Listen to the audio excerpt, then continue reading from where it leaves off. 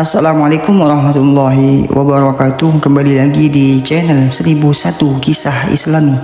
Untuk kisah kali ini akan diceritakan sebuah kisah yang berjudul Karomah Kiai Haji Raden As'ad Syamsul Arifin. Dan sebelum kita lanjut ke kisahnya, tekan dulu tombol like video ini dan jangan lupa tekan juga tombol subscribe channel ini. Nyalakan juga lonceng notifikasinya agar tidak ketinggalan cerita-cerita baru dari channel ini. Dan seperti apa untuk kisah kali ini, langsung saja kita masuk ke kisahnya.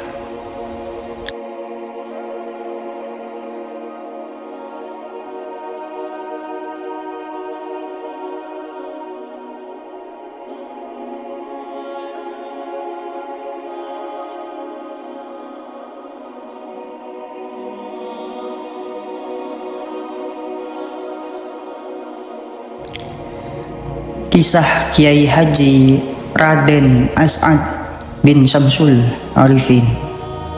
Kiai Haji Raden As'ad bin Syamsul Arifin lahir pada tahun 1897 di Mekkah dan wafat pada 4 Agustus 1990 di Situbondo pada usia 93 tahun. Beliau adalah ulama besar dan tokoh penting dalam berdirinya Nahdlatul Ulama. Beliau merupakan penyampai pesan berupa tongkat disertai ayat Al-Quran dari Syekhona Khalil kepada Kiai Haji Hashim Asy'ari yang menjadi cikal bakal berdirinya NU. Hingga wafatnya, Kiai As'ad menjabat sebagai mustasyar pengurus besar Nahdlatul Ulama dan juga sebagai pimpinan Pondok Pesantren Salafiyah Syafi'iyah Situbondo. Pada 9 November 2016, Presiden Joko Widodo menganugerahkan gelar pahlawan nasional kepadanya sesuai keputusan Presiden nomor 90 TK tahun 2016. Kiai As'ad adalah anak pertama dari pasangan Raden Ibrahim dan Siti Maimunah yang berasal dari Pamekasan, Madura. Beliau memiliki adik bernama Abdurrahman.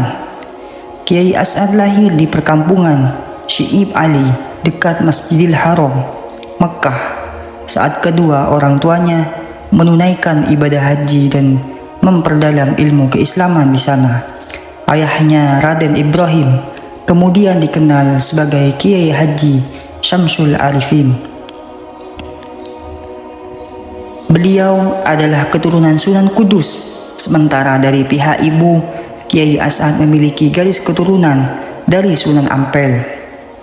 Pada usia 6 tahun, Kiai As'ad dibawa orang tuanya pulang ke Pamekasan dan tinggal di pondok pesantren Kembang Kuning Pamekasan, Madura.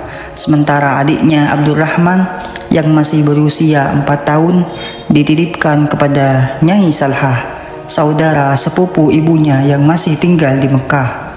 Selama 5 tahun tinggal di Pamekasan, Kiai As'ad diajak ayahnya pindah ke Asem Bagus, Situbondo, yang sekarang termasuk Kecamatan Banyu Putih.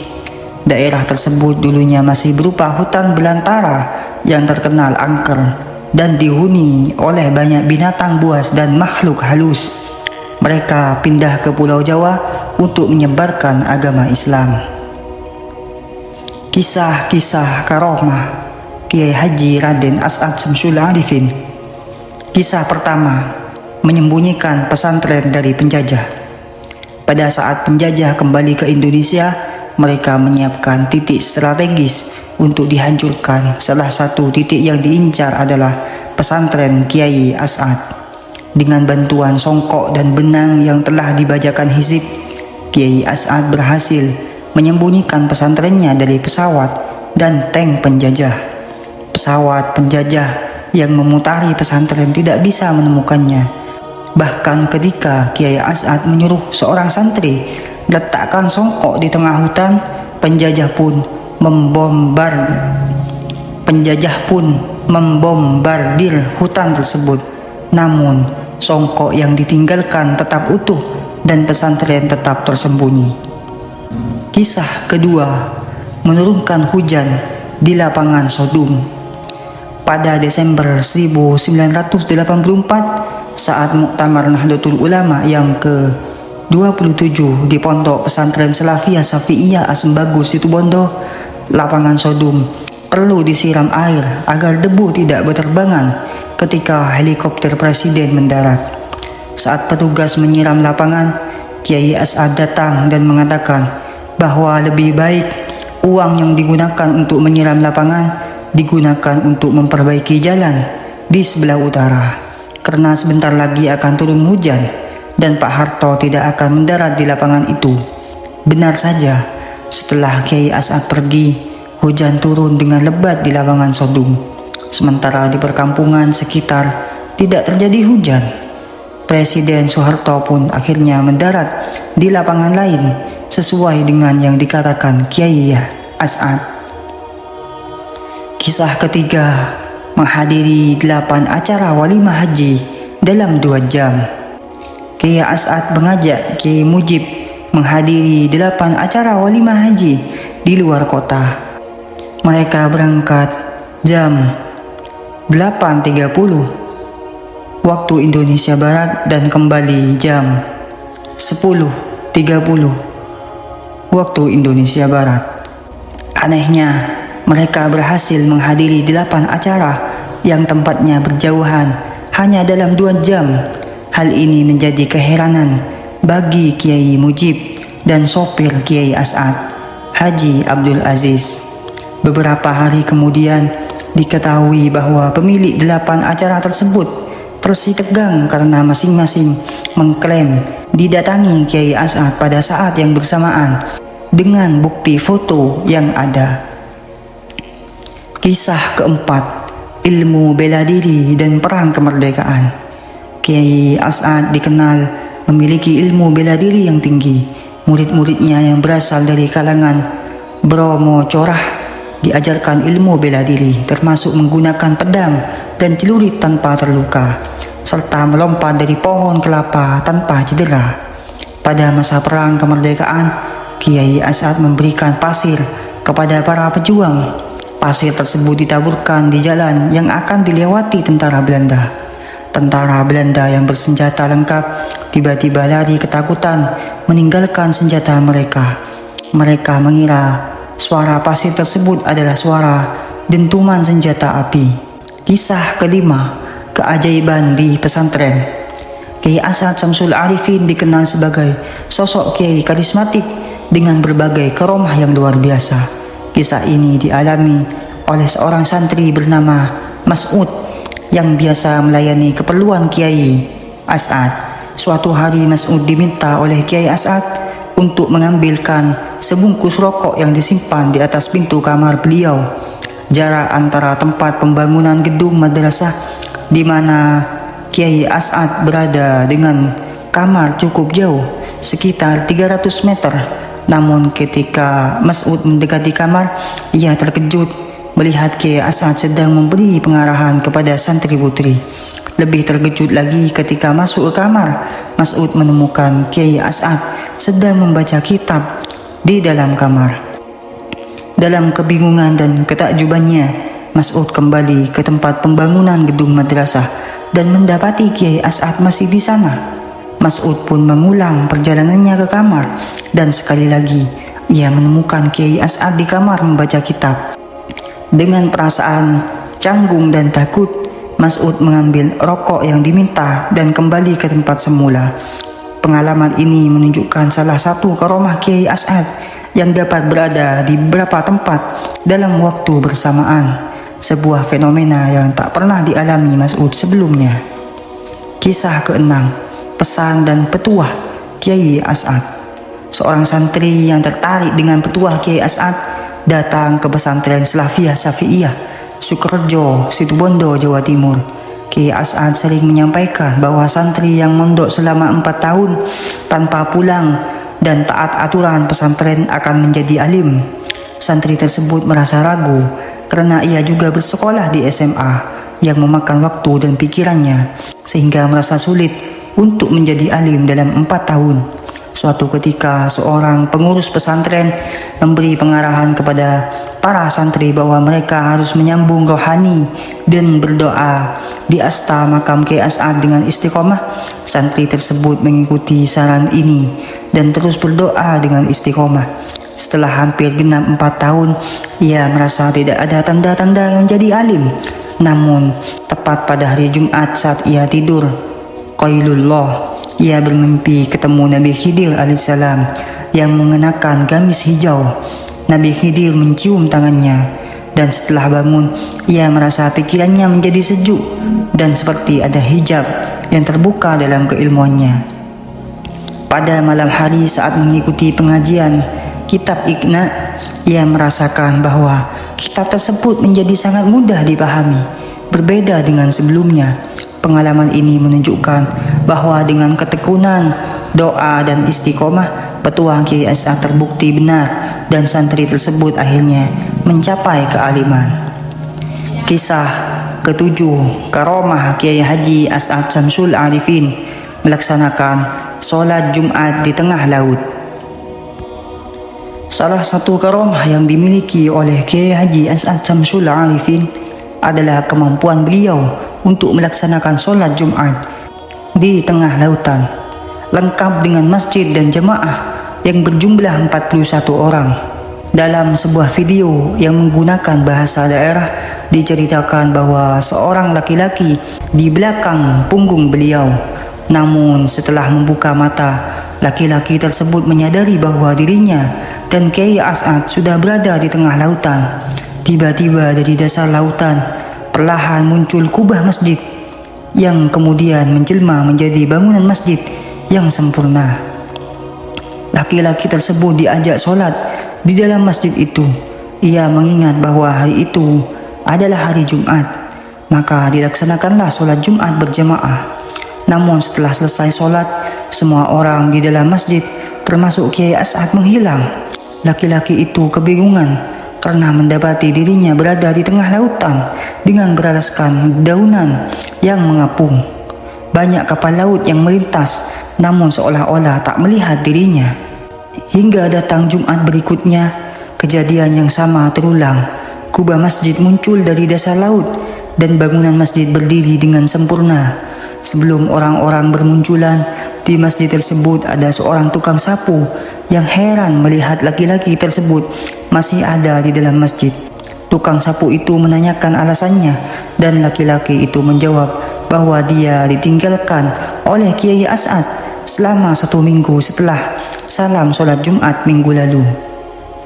Tukang sapu tadi memberi nasihat bahwa saat sholat selesai, yakni sesaat setelah salam, laki-laki itu harus memeluk Kiai As'ad. Dengan perasaan tidak khusyuk dalam sholat, laki-laki tersebut sengaja sholat di belakang Kiai As'ad yang menjadi imam.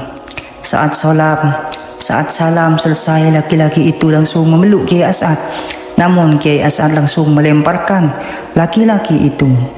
Saat laki-laki itu tadi membuka matanya, ia kaget dan bersyukur karena ia bangun tepat di sebelah utara bangunan pesantren Salafiyah Syafi'iyah yang diasuh oleh Kiai As'ad. Ia ingat betul bahwa saat membuka mata, ia berada di bawah pohon kelapa yang bercabang 9 di sebelah utara pesantren. Kisah ke-8, pengusiran serdadu Jepang dari Gerahan Jember. Kisah pengusiran serdadu Jepang dari bumi Gerahan Jember tak lepas dari keberanian dan karomah Kiai Haji As'ad Syamsul Arifin Situbondo, yang pada saat itu menjabat sebagai Komandan Hizbullah kawasan timur Indonesia. Saat pasukan gerilya tiba di markas serdadu Jepang, Kiai As'ad langsung menemui Komandan serdadu Jepang dan memberikan ultimatum, segera angkat kaki atau dihancurkan. Namun, Komandan Jepang tersebut masih berbelit dan meminta waktu 3 bulan untuk pergi. Kiai As'ad tidak mau dikibuli dan hanya memberikan waktu 3 hari untuk Jepang pulang ke negaranya. Ketika hari ketiga tiba, Kiai As'ad kembali menemui komandan Jepang yang tetap belum mau pergi dengan berbagai alasan. Tanpa banyak bicara, tiba-tiba tamparan sang kiai mendarat mulus di pipi komandan Jepang. Tak hanya itu, Kiai As'ad juga menggebrak meja di depan sang komandan hingga terbelah menjadi dua. Tindakan ini menunjukkan betapa besar wibawa dan keberanian Kiai As'ad. Bisa dibayangkan, seorang komandan yang sangat dihormati oleh anak buahnya tiba-tiba ditampar di depan mereka dan tidak melawan. Kisah ke-9, perjalanan Kiai Raden As'ad Syamsul Arifin menemui Nabi Khidir alaihissalam. Kiai Haji Raden As'ad Syamsul Arifin adalah pahlawan nasional, pengasuh pesantren Salafiyah Syafi'iyah Situbondo, dan salah satu pendiri Nahdlatul Ulama. Pada masa muda, As'ad mempelajari dasar ilmu agama dari ayahnya, Kiai Haji Raden Syamsul Arifin. Setelah mendapatkan banyak ilmu dari sang ayah, As'ad muda meminta izin untuk mondok di pesantren Syekhona Khalil Bangkalan. Ayahnya mendukung penuh niatnya dan memberinya nasihat untuk mengabdi kepada Syekhona Khalil. Kiai Syamsul juga membekali As'ad muda dengan 3 besek, wadah kecil yang berisi alat untuk mengupas kelapa dan memotong kayu, biji sajam, biji asam, dan nasi aking. Bukannya koper atau tas yang berisi pakaian dan kitab. Setibanya di pesantren Syekhona Khalil, niat As'ad untuk mengabdi diketahui oleh sang guru yang kemudian menempatkannya di kamar paling dekat dengan rumahnya. Suatu hari Syekhona Khalil meminta santrinya untuk mencari kayu bakar untuk tamu agung yang akan datang pada hari Jumat. As'adlah yang bersedia melakukannya. Pada hari Jumat, As'ad diberi tugas untuk menyambut tamu. Seharian menunggu, hanya seorang laki-laki tua dengan pakaian compang-camping yang datang. Meski penuh pertanyaan, As'ad tetap mengantarkannya ke rumah Syekhona Khalil. Betapa kagetnya As'ad saat melihat sang guru menyambut tamu itu dengan penuh keakraban. Setelah mengantarkan tamu tersebut, Syekhona Khalil bertanya apakah As'ad mencium tangan tamu itu. Saat As'ad menjawab tidak karena tidak kuat dengan baunya, Syekhona Khalil mengungkapkan bahwa tamu tersebut adalah Nabi Khidir alaihissalam. As'ad menyesali tindakannya dan berjanji akan mencium tangan Nabi Khidir jika beliau datang lagi. Jumat berikutnya, seorang Belanda datang meminta diantarkan ke rumah Syekhona Khalil. Meski ragu, As'ad tetap mengantarkannya. Namun ia lagi-lagi tidak mencium tangannya. Ternyata tamu itu juga adalah Nabi Khidir alaihissalam. Pada Jumat ketiga, Syekhona Khalil meminta As'ad menjemput Nabi Khidir di stasiun. Ketika seorang laki-laki tampan turun dari kereta dan memanggilnya, As'ad mencium tangannya dengan penuh hormat. Sepanjang perjalanan kembali ke pesantren, Nabi Khidir mengajari As'ad ilmu ruhani dan tarikat. Nabi Khidir memberikan tongkatnya kepada Syekhona Khalil yang kemudian diserahkan kepada Kiai Haji Hashim Asy'ari di Tebu Ireng, Jombang, sebagai tanda restu atas berdirinya Nahdlatul Ulama. Menurut cerita, tongkat tersebut adalah milik Nabi Musa alaihissalam. Kisah ini menunjukkan betapa besar pengaruh spiritual dan keistimewaan Kiai Haji As'ad Syamsul Arifin dalam dunia tarekat dan perjuangan agama. Oke teman-teman, sekian untuk kisah kali ini. Bagaimana menurut kalian tentang kisah ini? Tulis di kolom komentar. Dan buat teman-teman yang baru bergabung, jangan lupa untuk like, komen, share, serta subscribe channel ini dan nantikan kisah-kisah Islami berikutnya tetap di channel 1001 Kisah Islami. Assalamualaikum warahmatullahi wabarakatuh.